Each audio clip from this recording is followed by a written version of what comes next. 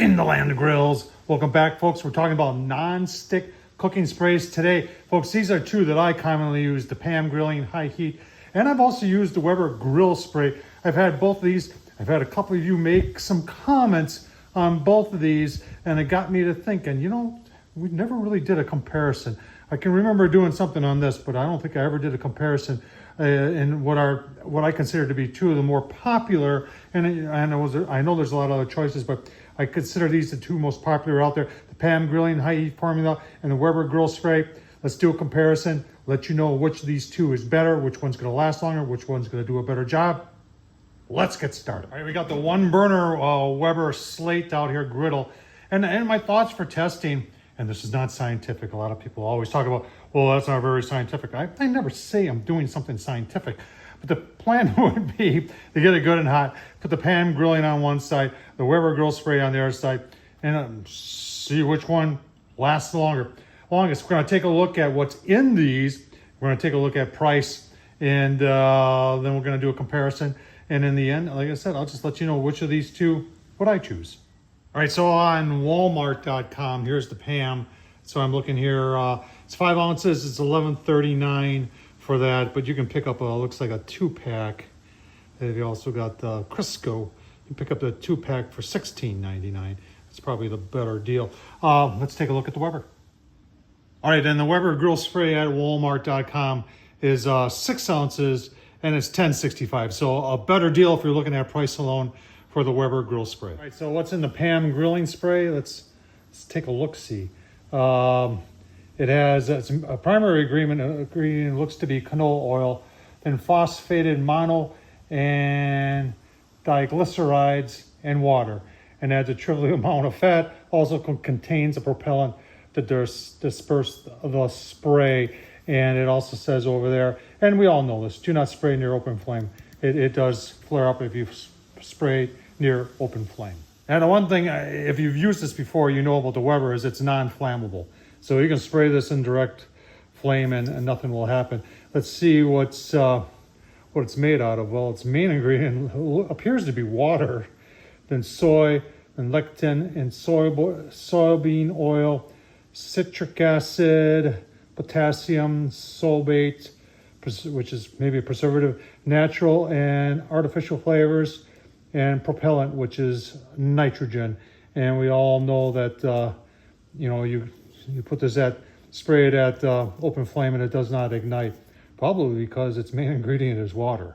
All right, we got the Weber slate. We haven't fired this thing up for a while now. I was just thinking this is one of the only dedicated griddles that I have in the land of grills, and I corrected myself real quick. No, you got a 2-burner Blackstone, you've got another 2-burner, and then there's all these griddles they have that fit them, other grills. So just turn it on here. Let's see what we got here. 276 on this side,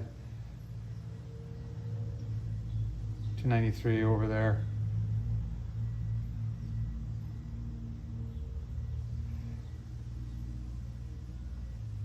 All right, so what we're gonna do is we're gonna put the Pam on this side, the Weber on this side.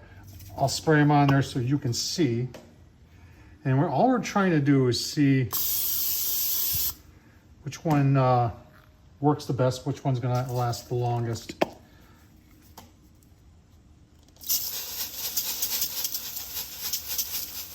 You see something right away there with the Weber stuff? Water evaporates or burns off. Let's give it a couple minutes, give you a look-see. All right, about a minute into it, and you can see on the right-hand side, the Weber stuff continues to burn off or, evaporate or boil off, because the majority of it is water. And it's just starting to get a little smoke from the oil in this. Remember, if we're spraying this on open flame, it will flare up. And one of the big reasons for using this is it doesn't flare up on open flames, but if it's not doing you any good, then you might as well just get a bottle of water and spray on it, right? All right, I turned things down. This side the water was burning off, and whatever those oils I have in here was starting to burn. So I had to wipe it down real quick, and then I just took the Pam stuff and used it to re-season this griddle, because I haven't cooked on it for a long time. Here's the issue with this. Yeah, you're right. It's non-flammable, but the reason it's non-flammable is because the majority of it is water. That's what you're paying for, majority of water. Whereas the main ingredient in the PAM, and I know there's a lot of other products that are just like this, a lot of generic stuff that's out there that you can get from Sam's Club or Costco or something like that, that probably has the same exact stuff in it, and it's probably cheaper. But canola oil is your major ingredient like here. Now, yeah, there is some water in here, but the majority of it is canola oil, or the majority of the Weber product is water. Which one would you use? I'll tell you what, right now, for my money, I'm sticking with the PAM. It just works. It just does. And as long as you know that along open flames, it's going to flare up, so don't do it along open flames. If you don't want, if you don't want any flare up, well, get yourself a water bottle, because it's a little deceiving here. Yeah, it does have some no-stick properties, but it burns off relatively quick, as we saw today, and the PAM just lasts longer. Tom Horsman on YouTube, which one of these two would you use? Thanks for watching, folks. Appreciate it.